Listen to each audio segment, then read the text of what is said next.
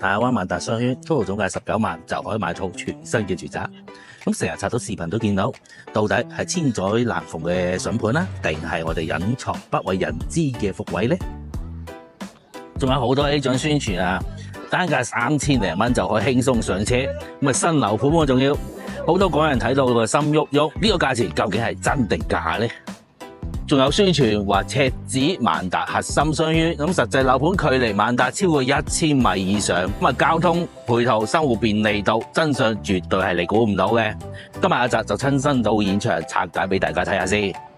Hello， 歡迎翻到嚟我哋嘅左鄰右里 channel 啊！我係節目主持人阿澤。咁相信成日刷到短視頻嘅朋友，近期一定係成日見到萬達商圈18萬、19萬都可以買到樓，total總價先至19萬到，就可以喺大灣萬達周邊置業。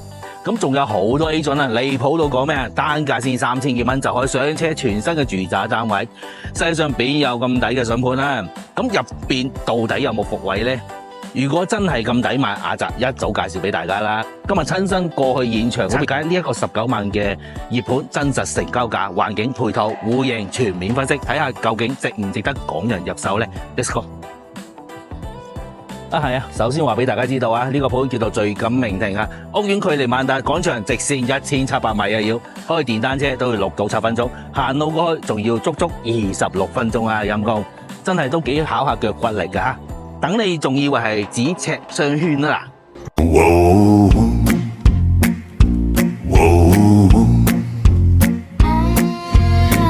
！Lonely days behind these shades, diesel fuel and highway haze. Breaker, breaker, wreck ahead, steel and sweat. I ain't dead yet. Slam the brakes, lock it down. Jackknife coming, spin it around. Work that wheel.Keep control, save the rig, save the load。咁一路過嚟，萬達後邊咧，整片都係我哋本地居民嘅村屋。樓下啲商鋪咧，佢係基本上做餐飲噶啦。自成咗一條美食街，想食勻成條街啲美食啊，淨係排隊有排你排啊！阿澤本身咧就廣州出世嘅，咁粵菜就從細食到大噶啦。咁我祖籍又係潮汕嗰一邊喎，咁啊所以潮州菜特別中意嘅。我太太係順德人，咁啊順德美食啊世界出名噶啦。咁你話我對飲食呢一方面有幾咁刁鑽啦？呢一度大街小巷我基本上都食勻噶啦。咁啊對呢度一清二楚，有興趣嘅可以揾埋阿澤我帶你哋嚟呢邊試下呢度嘅美食啊！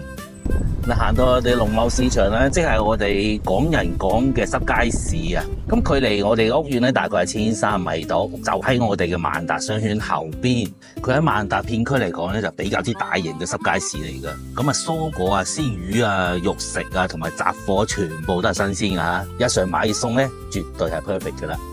咁價錢咧就肯定係比我哋嘅 supermarket 平好多啦。咁日常買餸咧，絕對係平好多噶啦。一路過到嚟我哋龍海1路呢一位置，咁頭先萬達咧就喺龍海2路，兩條主幹道啊就平行嘅，直線5 km 就可以到深圳坪山噶啦。龍海1路呢一度咧直線7.5 km 就可以去到我哋深圳14號線嘅嗰個地鐵站啊，沙田站。樓盤門口100米就有巴士站，只不過需要換乘，車程大概係40分鐘左右。趕時間搭網約車啦，15蚊以內就完全可以到達我哋嘅地鐵站噶啦。嚟到我哋屋苑呢一個位置啦，大家一眼睇到成個小區淨係得2棟樓宇嘅啫，就貼住我哋嘅龍海1路馬路邊。前面大型嘅轉盤咧就而家喺度改建緊，之後會變成一個大嘅立交橋，可以大大改善塞車嘅問題啦。咁呢一個轉盤係交通嘅要塞。往北咧就係我哋嘅淡水嘅方向，往西就係我哋深圳坪山，往南呢個位置咧就係我哋大灣同埋澳頭方向，包括埋可以去埋惠東嘅十里人灘啊嗰啲位嘅。未來東邊咧仲會開通一條新嘅路線，直接貫穿我哋嘅翡翠山同埋星河單堤兩個成熟嘅大盤。呢個位置日後出入交通都會有所改善嘅。講完個交通就講個配套啦，一路由萬達過嚟呢邊美食街咧、濕街市全部都經過啊，齊晒噶啦。咁轉盤呢個地方，我哋往淡水方向啊，1200米左右就有個天虹嘅商場、超市啊、街市啊同埋餐飲嗰啲茶樓一應俱全啦。咁往我哋澳頭方向1600米到益田計廣場 Holiday Park 就喺附近啫。電影院、超市、餐吧、酒店啊，全部都有齊晒。講句實話，萬達周邊大型商場配套嘅呢個盤一樣都係唔缺嘅，只不過係有一段距離啫嚇。美好歸美好啊，翻現實嚟講下啲不足之處。屋苑淨係得2棟樓宇嘅啫。小區花園唔好奢求太大嚇，綠化甚至都唔夠馬路邊嘅綠化帶靚仔添。戶數少啦，住戶人流就會少，社區生活範圍咧就好難會旺起嚟。咁樓下嘅商鋪自然就好難成熟啦。日常你想買翻啲日用品啊、新鮮超市嗰啲，就要行翻一段嘅距離。有車有電單車就會方便好多。如果係單步行嘅話，咁真係就要好考你腳骨力啦。買少少嘢都要行成1000米噶啦。轉翻個鏡頭睇翻樓宇本身啦，大家最關心嘅係19萬一套樓係咪真係有嘅先？咁 total 總價19萬8就有一套48平米嘅70年產權住宅，咁大概係517尺度，獨立廁所、獨立廚房，包括客廳、睡房都可以分隔開，仲帶埋個露台俾你。一陣打就直接上示範單可以睇下，逐一拆解俾大家睇下。嗱，首先我哋係門口嗰度入翻嚟嘅營銷中心呢度，我哋講翻2棟樓宇嘅佈局分別先。咁樣可以睇到喺2棟樓宇後邊咧就屬於1棟樓宇嚟嘅2梯3房嘅嚇。咁啊梯戶咧就比較舒適嘅梯戶比。咁啊淨係做咧就大積單位嘅啫。其中我哋係135平米咧就朝北向，南北通嘅一個戶型嚇，兩邊通風嘅南北通嘅戶型。咁啊最大積係146平米，咁146平米咧就做咗一個飛機戶型嘅5房2衛俾到大家。咁135平米嘅南北通戶型咧做到4房2衛俾大家嘅，俾到咁啊做到2梯3房噶啦。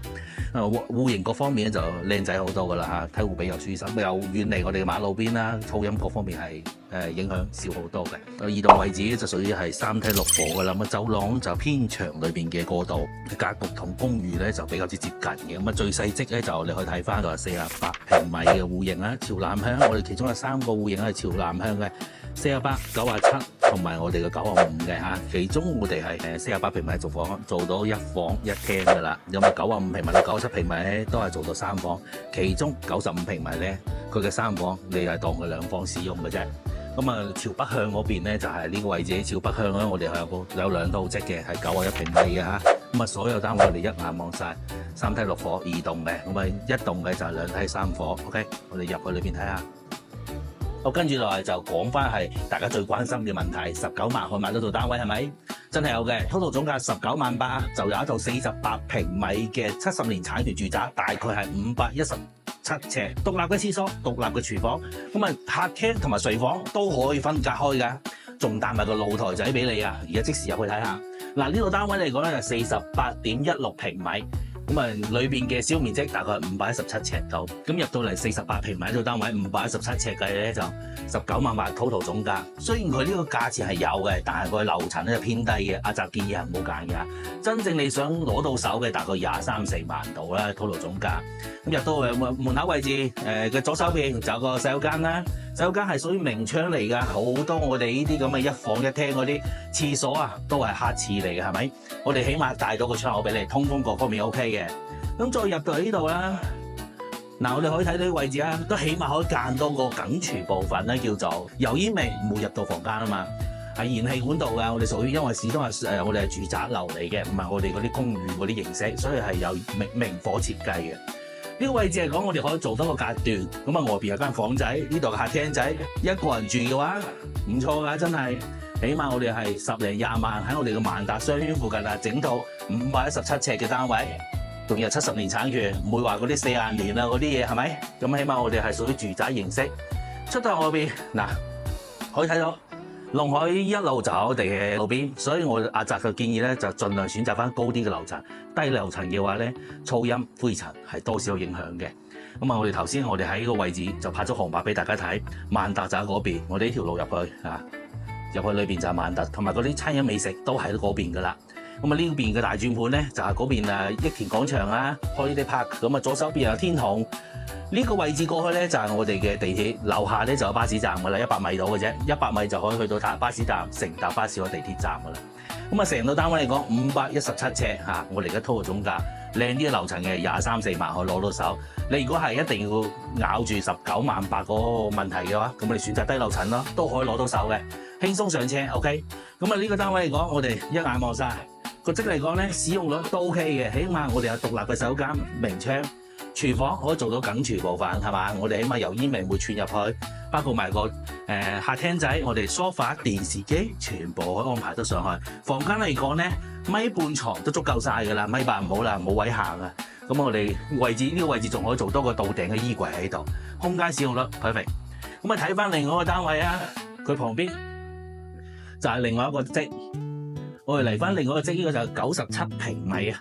咁啊97.56平米嚟講咧，我哋成個單位做到係3房2衛嘅，咁啊廚房裏邊仲可以多個使用空間添㗎。個生活露台幾大下㗎都。咁我呢邊我哋全部都向南嘅，我哋向龍海一路嘅方向嚟講，全部都向南朝向。咁啊採光啊各方面都 OK 㗎。咁啊噪音嚟講其實都可以接受到嘅，不過如果低樓層就難搞啲。廚房緊廚部分明火，咁啊生活露台帶埋俾大家噶啦，空間使用率都 OK 嘅嚇。我哋睇下成個生活露台嚟講咧，個洗衣機啊，包括埋燃氣爐啊嗰啲擺喺外邊啱啱好。咁啊呢度咧煮食嗰啲都足夠晒位置噶啦。咁嚟到呢邊休息區部分，3間房嚟到。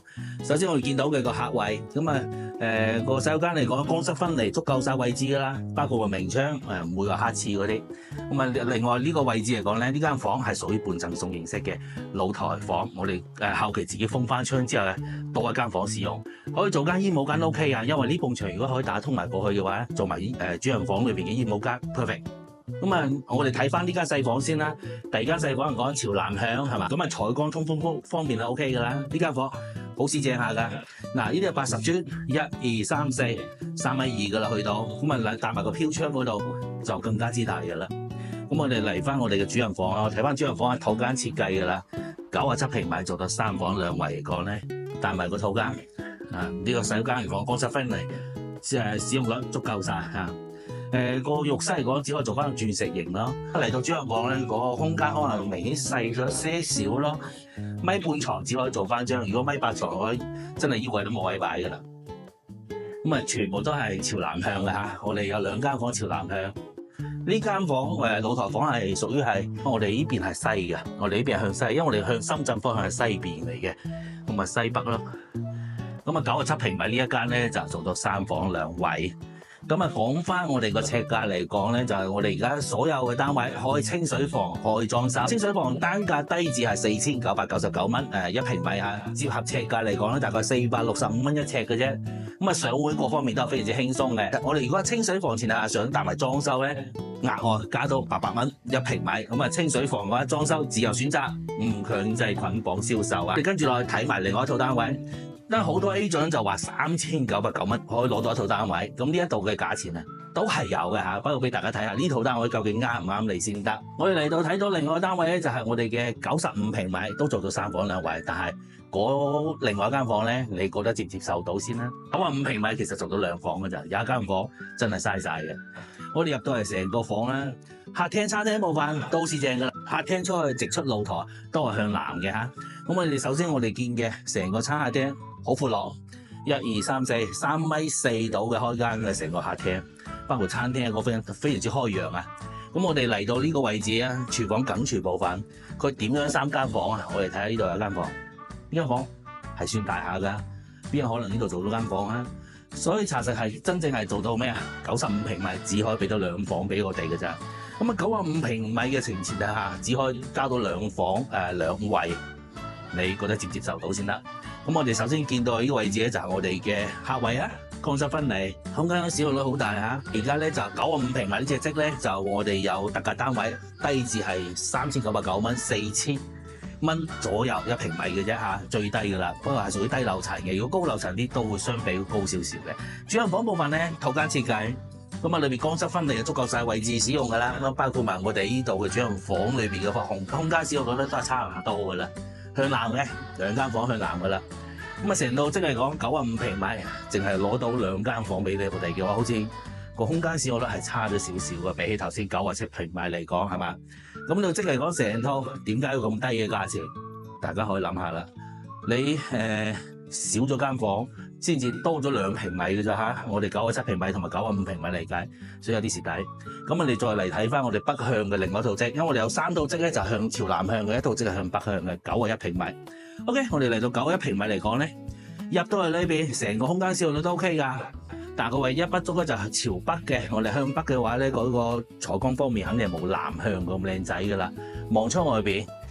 高啲樓層嘅話，可能景色會好少少，因為前邊都係啲村屋多啊。低樓層係蝕底啲㗎。咁我哋嗰邊個位置出去就天虹廣場嚟㗎啦，嗰個位置好近，成個露台出去中間位置就後期就係一個內部一個簡單嘅園林啦。因為我得2棟樓宇，咁我哋可以想像到小區裏邊嘅園林設施啊，應該就冇馬路邊嗰啲園林多㗎啦。咁啊，寧願出去馬路邊散步好過喺小區裏邊，係咪？咁我哋嚟到呢裏邊咧，91平米。佢有好處比95平米好嘅，好咩咧？真係俾足晒3間房我哋啊！91平米反而比95平米多咗1間房嘅。首先嚟到呢個位置咧就係客位部分啦。咁啊，洗手間裏邊個空室分離足夠晒㗎啦嚇。咁我哋嚟到第1間房仔，呢間房仔空間使用率 perfect 㗎。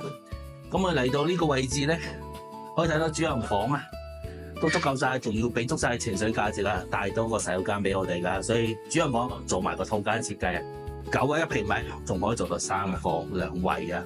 咁啊，主人房位置嚟講，我哋係屬於西向嘅呢套單位，可能有啲曬嘅個位置。不過我哋呢間房就係我哋後期封咗窗，多一間房使用嘅，所以做到3房2衛俾到大家㗎啦。咁啊，成到91平米嚟講，我哋一樣啊，尺價係4999蚊，1平米啊，清水房計嚇。如果帶埋裝修俾我哋嘅，加多800蚊，就帶裝修㗎啦。成套單位睇晒91平米，咁我哋而家2棟嘅樓宇咧就4套積介紹晒㗎啦，最細嘅積咧就係我哋嘅48平米1房1廳1衛㗎啦，517尺係咪？咁啊，另外就91平米嘅，同埋95平米同埋97平米，全部都係屬於係3房2衛。其中95平米嗰間房咧就唔當㗎啦，當係2房俾到大家嘅啫。咁我哋另外一棟樓宇咧就仲有大積嘅單位。嗰度咧，我哋做到係2梯3房啊，大積單位135平米4房同埋146平米嘅5房2衛啊。部分嘅優惠折扣咧，就清水房一樣係低至4999蚊1平米，你尺價嚟講465蚊一尺嘅啫。都一樣，全部我哋所有嘅呢度嘅單位都係加咗800蚊1平米咧，就帶埋裝修。清水房裝修自由選擇，唔強制銷售捆綁。咁呢個2棟樓宇嘅重點同大家提醒下，2棟嘅樓宇貼住我哋龍河一路嘅馬路邊，咁啊都係朝南向嘅話咧，雖然係採光好，但係佢係直面住馬路大馬路嘅。選擇低層嘅話咧，噪音灰塵一定係避免唔到噶啦。優先選擇嘅高層先至舒適。北向嘅91平米嚟講咧，唔係臨路邊咧，但係採光相對會差啲，因為我朝北嘅話肯定冇朝南嘅採光方面 perfect 噶啦。而啱啱入嚟嗰時咧，都要留意下就係每一層嘅走廊空間啊，都比較之狹窄。咁啊3梯6伙嚟出入人流咧就比較之密集嘅情況下咧，居住體驗咧同低密度嘅住宅就有些少嘅唔同㗎啦。轉頭就我哋一棟樓宇嗰邊睇下，睇下啲大積單位改善戶型，空間闊落，格局方正啲嘅。咁啊居住舒適度係明顯係提升唔少個 level 嘅啦。OK 嗱，嚟到我哋嘅一棟樓宇嗰度啊，咁啊呢棟樓宇咧就明顯係比頭先2棟樓宇靚仔好多噶啦，起碼做到2梯3伙，全部都係大積單位。如果係啱大積單位嘅話咧，又想低價入手嘅話，呢一度可以值得嚟諗諗。首先我哋係唔好介意周圍嘅市容市貌啦 ，OK？咁我哋可以接受到又有港車北上嘅私家車或者係開翻部電瓶車嗰啲咧，係可以值得嚟呢度諗諗嘅嚇 ，OK？咁我首先睇到我哋嘅2梯3伙嘅細積啲嘅單位嚟睇起啊，呢一邊睇落去兩邊都係屬於135平米嘅一個單位嚟㗎啦。嗱，我哋喺呢度睇下134.79，咁咪當135平米啦，做到我哋係4房2衛嘅嚇。咁我哋睇下我哋成套積係點樣先。入門口位置首先見嘅就係呢一間陽台房啊。後期嗱，我哋咁樣自己封翻窗之後，係多一間房間使用嘅。呢間房間我哋做翻個茶室啊，或者係做翻個雜物房嗰啲都 OK 嘅。陽光房好舒服下。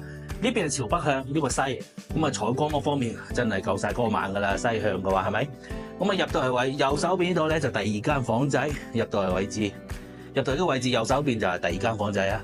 呢間房仔真係夠晒闊落啊，134平米4房2衛計嘅話，第2間房米八床足夠位置啊，米八床仲可以多個位置做個到頂嘅衣櫃啊，位置嚟講成個空間少啦 OK。嗱，我哋入到嚟呢個位置咧就南北通嘅一個餐客廳，咁啊個客廳位置就係朝南向嘅，嗰邊就係我哋頭先睇嘅2棟樓宇。望出外邊就係個花園部分㗎啦。咁花園啊細細地好過冇啦，叫做兩棟樓宇中間就有個花園係嘛？選擇翻高樓層啲，望向前面啲景色會舒服靚仔啲，起碼唔好望到村屋先啦。周圍啲村屋個城市面貌講係有些少減分現象嘅。咁啊呢個位置嚟講，我哋餐廳好闊落啊，真係，仲可以位置足夠晒位置做個到頂嘅餐邊櫃啦。望出外邊啲位置，我望出去前面嘅位置，仲有個高鐵經過，嗰個位置經過就係我哋嘅長通禧園啊。所以位置嚟講有一段嘅距離係聽唔到高鐵聲喺度，完全聽唔到嘅。咁啊廚房部分 L 型嘅設計，咁啊廚房梗住部分好闊落噶啦。雙門嘅冰箱都足夠晒位置擺放噶啦，成個餐客廳空間使用率夠晒靚仔，南北通扯風啊，真係舒服晒噶啦。咁啊嚟到我哋呢一邊咧，仲有另外兩間房啦。首先睇下第三間房仔先，呢間房仔我哋朝北向嘅話，位置嚟講咧，米半床就有啲逼傑啲噶啦。咁啊做間細房仔都 OK 嘅。咁啊鏡頭再轉過嚟呢個位置咧，就係我哋嘅客位啦，乾濕分離，空間使用率足夠晒噶啦。主人房嚟講就夠闊落噶啦，主人房洗手間一樣係俾足晒我哋嘅空間使用率噶啦，位置足夠晒大噶啦。咁啊主人房裏邊嘅米八床，包括埋衣櫃嗰啲空間擺落去都係有大把空間使用率嘅。咁啊望出裏邊係向南嘅，咁啊南邊嘅話，我哋高層啲單位採光嗰方面係唔使擔心噶。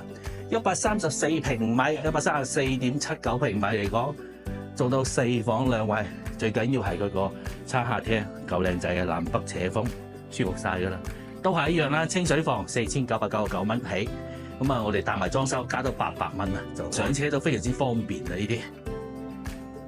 咁啊再睇下最大嘅積啦，呢個最大嘅積146.37平米啊，係做到5房俾到大家嘅。咁呢個5房嚟講咧，真係門口已經俾足晒情緒價值啊，豪宅嘅標準啦。雖然樓宇又唔算豪宅，但係佢呢個單位俾足晒豪宅嘅 level 噶啦，係咪？雙開嘅豪宅門標準啦。咁啊個規格係俾足晒大家嘅情緒價值噶啦。入到裏邊呢個位置足夠晒擺一個到頂嘅一個超大嘅鞋櫃俾到我哋啊！所有嘅我哋啲靚鞋都可以擺晒裏邊噶啦。入門口嘅右手邊第一間房仔，咁啊呢間房裏邊空間使用率足夠晒噶啦，西向嘅。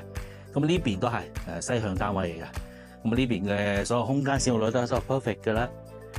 咁我哋望入去裏邊啦，呢個餐廳嚟講都幾市正下嘅，因為餐廳旁邊仲多間房仔，陽台房。